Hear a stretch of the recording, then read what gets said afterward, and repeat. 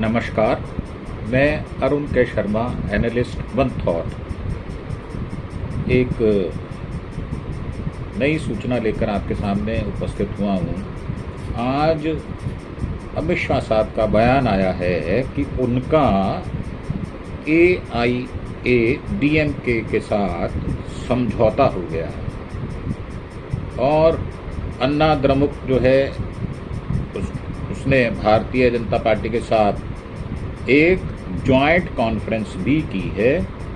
2026 में तमिलनाडु के चुनाव होने निश्चित हैं और उन चुनावों के लिए गठबंधन की आधिकारिक घोषणा कर दी गई है।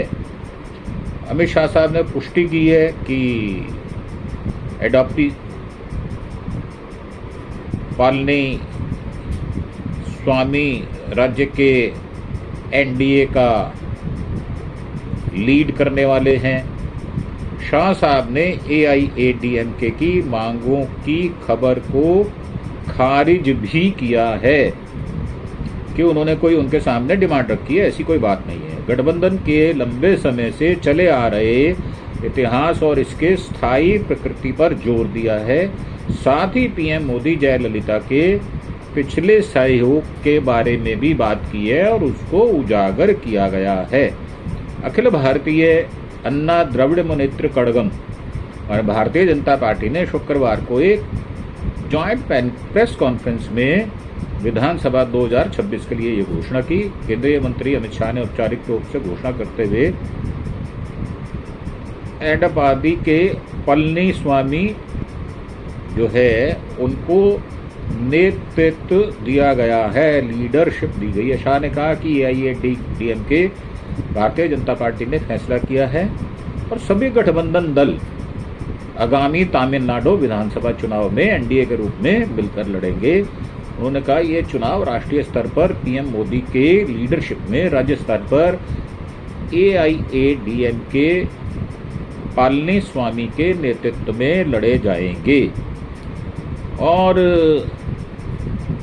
इसके बारे में उन्होंने क्लियर तो कर ही दिया है। और जहाँ तक बात है अन्ना DMK का, तो उनका जो राष्ट्रीय ढांचा है, उसका जो संगठनात्मक कौशल है, अमित शाह उसका लाभ उठाने की बात कह रहे हैं। अन्नामलाई के लिए नई भूमिका का संकेत भी दिया है उन्होंने कि उनको कोई नई भूमिका भी दी जा सकती है। केंद्रीय गृह मंत्री अमित शाह ने तमिलनाडु भारतीय जनता पार्टी इकाई के प्रमुख के रूप में अन्नामलाई के असाधारण योगदान की सराहना की और पार्टी नीतियों और कार्यक्रम को बढ़ावा देने में उनके प्रयासों पर प्रकाश डाला। शाह ने घोषणा की है कि भारतीय जनता पार्टी राष्ट्रीय स्तर पर अन्नामलाई के संगठनात्मक कौशल का उपयोग करेगी।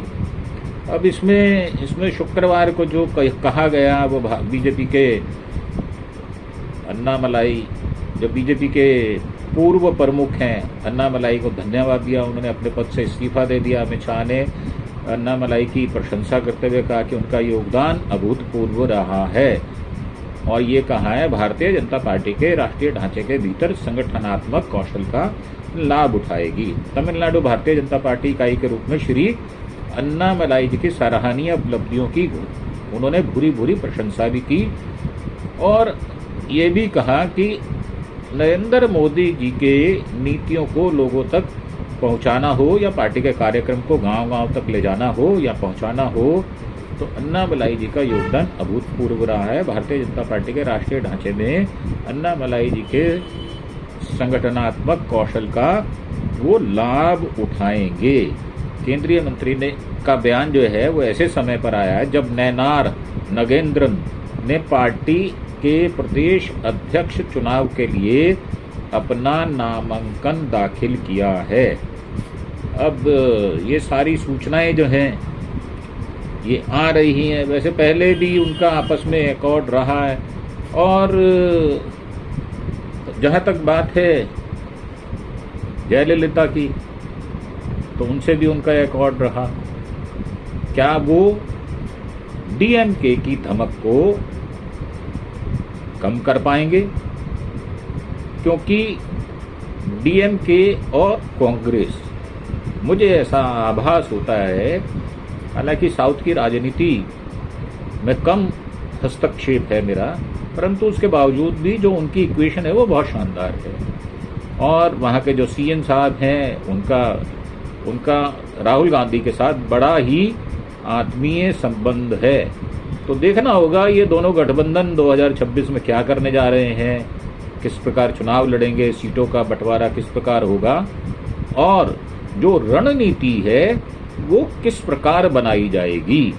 अभी उसमें वक्त है, क्योंकि अभी 2025 का अप्रैल जा रहा है, 2026 में चुनाव है, करीब करीब 1 साल से ज़्यादा अभी समय पड़ा हुआ है।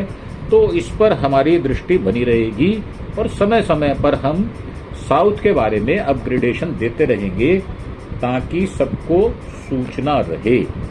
और ये जो किया है ये अपेक्षित भी था।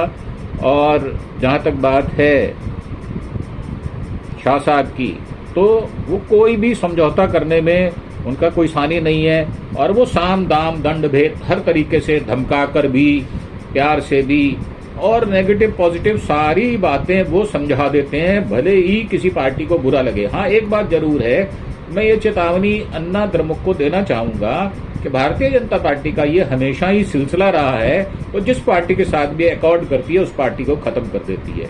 हालांकि अन्ना द्रमुक को खत्म करना बहुत मुश्किल है, परंतु फिर भी ये शंका जाहिर की जा रही है कहीं अन्ना द्रमुक पार्टी जो है AIADMK कहीं घाटे में तो नहीं रहेगी। तो आने वाला समय बताएगा। इसी के साथ मैं इस एपिसोड से इजाज़त चाहूँगा। नमस्कार, धन्यवाद, जय हिंद, जय भारत।